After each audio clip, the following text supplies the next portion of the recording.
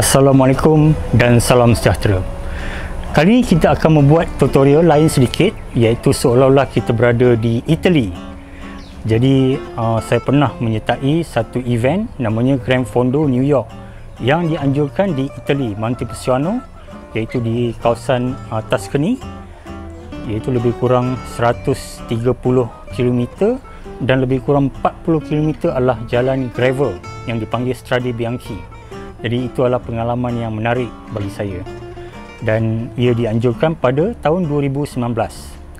Jadi saya berharap pandemik ini akan habis dan saya bolehlah mencuba race-race ataupun event-event yang menarik di seluruh negara dan di luar negara, insya-Allah.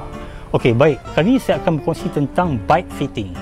Bike fitting ni adalah penting, dan jika tauke kedai hanya menjual basikal saja, tahu menjual basikal saja, ataupun anda beli basikal secara online, sekurang-kurangnya tutorial kali ini adalah bike fitting yang paling asas sekali. Okey, perlu diingat bahawa janganlah anggap tips saya ini seolah-olah yang profesional seperti anda buat di kedai-kedai basikal seperti di Pedal Sport, di Cars Bicycle dan sebagainya. Dan tempat-tempat ni memang mereka dapat buat bike fitting secara profesional dan mereka juga mengenakan charge daripada 300 hinggalah ke 500 ringgit. Tapi apa yang saya akan kongsikan ialah yang paling asas. Dan peringatan juga, basikal anda pastikan basikal yang betul saiznya, iaitu kalau anda saiz XS, S, M, L dan sebagainya, jadi pastikan saiz anda betul. Jika tidak, bike fitting ini tidak bermakna. Kedua ialah stem anda. Pastikan stem anda tidak terlampau panjang ataupun stem anda tidak terlampau pendek, dan sederhana saja sesuai dengan saiz badan anda ataupun ketinggian anda. Jadi itu juga penting. Stem adalah penting. Kalau tidak, mungkin anda juga kena tukar stem yang lain. Kemudian ialah berkaitan dengan crank arm. Jadi crank arm ni ada yang risau. Ada yang risau sangat. Crank arm yang panjang, ada yang 70 mm, ada yang 65 mm dan sebagainya. Tapi sebenarnya bezanya cuma katalah 65 dan 70 mm. Okey, jadi bayangkan 5 mm saja. 5 mm ni tidaklah terlampau besar. Janganlah risau sangat sampai anda terpaksa melaburkan beratus ringgit atau beribu ringgit untuk tukar crank arm saja. Tapi memang ada kesan jangka panjang, tapi taklah terlampau serius. Okey, anda boleh atasi dengan membuat bike fitting yang asas ini. Jadi yang penting, stem anda adalah panjangnya adalah yang sesuai dengan ketinggian anda. Jadi itu yang lebih penting. Anda tidak mempunyai bike fitting yang betul, ia akan menyebabkan anda akan sakit. Okey, jadi saya akan tunjukkan apakah kesan jika anda membuat kesilapan dari segi bike fitting ini. Memang pun GCN dan sebagainya ada mengajar tentang bike fitting ni. Banyak video sebenarnya tentang bike fitting. Tapi saya akan memberikan sedikit tip di mana jika anda membuat kesilapan, bagaimana kesannya terhadap kesakitan anda. Jadi anda boleh kaitkan. Okey. Alright, baiklah. Pertama sekali, kita akan tumpukan ke bahagian saddle. Okey. Untuk membuat bike fitting yang asas, anda memerlukan dua benda. Pertama iaitu measuring tape, dan anda boleh dapatkan measuring tape apa-apa yang untuk ukur baju ataupun yang panjang sebegini. Okey.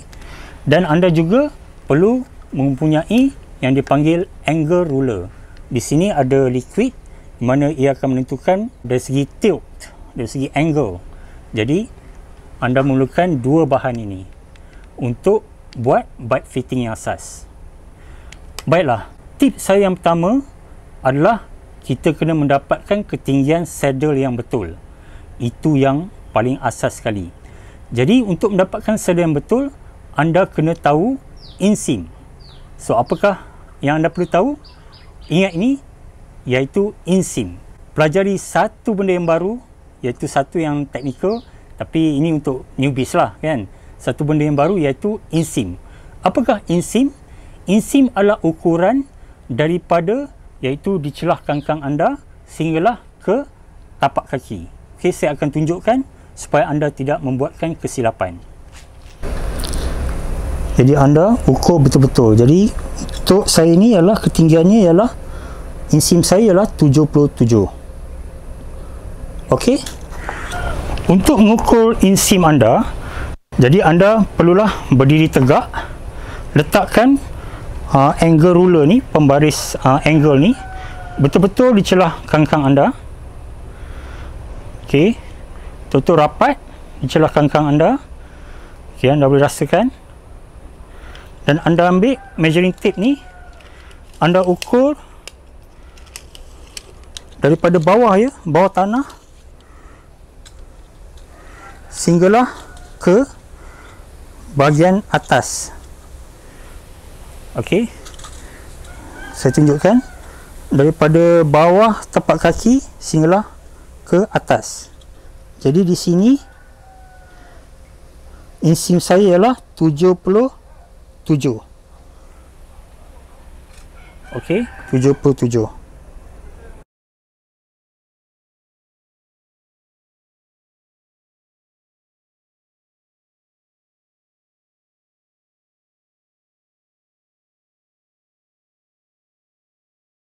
Baik, sekarang kita akan mengukur iaitu daripada pedal. Okey. Letakkan pedal anda betul-betul di bawah, iaitu lebih kurang pukul 6,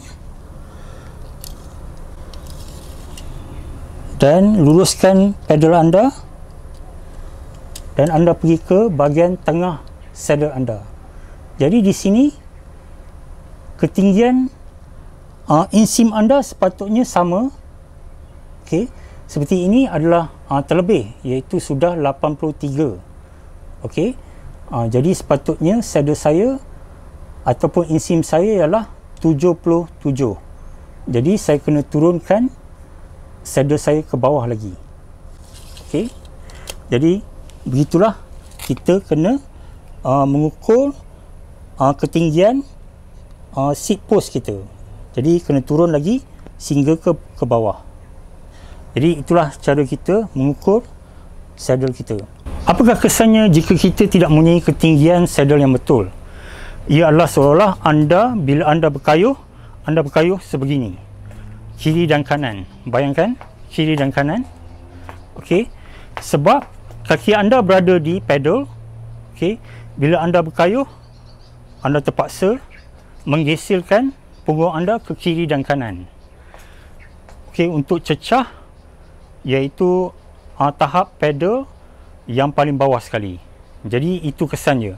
Jadi bayangkan jika saddle anda berada di celah kangkang dan anda berkayuh sedemikian. Jadi itu kesannya ialah di mana anda akan, pertama mungkin anda akan rasa pedih pada bahagian kulit. Kedua ialah anda akan merasa seperti bengkak. Jadi bayangkan jika ini saddle anda, ini punggung anda, jadi dia bergesil dan mengenakan tekanan yang tinggi. Okey, jadi itulah kesannya terhadap kayuhan anda jika saddle ini tidak betul ketinggiannya. Kedua ialah kita akan lihat posisi saddle ini. Adakah saddle ini ataupun pelana ini terlampau ke depan ataupun terlampau ke belakang. Pertama, anda kena naik pada basikal anda. Tip yang kedua ialah jika anda ingin mengetahui sama ada posisi saddle anda betul atau tidak, adakah posisinya terlampau ke depan ataupun terlampau ke belakang, jadi anda kena letakkan pedal anda iaitu lebih kurang pukul 3. Okey, berada pukul 3 begini. Jadi di sini anda dapat lihat iaitu kaki anda tidak terlampau bengkok. Bila anda duduk dengan seperti biasa dan kaki anda tak terlampau bengkok. Jadi katalah kaki anda terlampau ke depan sebegini. Jadi ini terlampau bengkok. Ini akan membuatkan kesannya pada paha anda di bahagian tepi ataupun di bahagian dalam.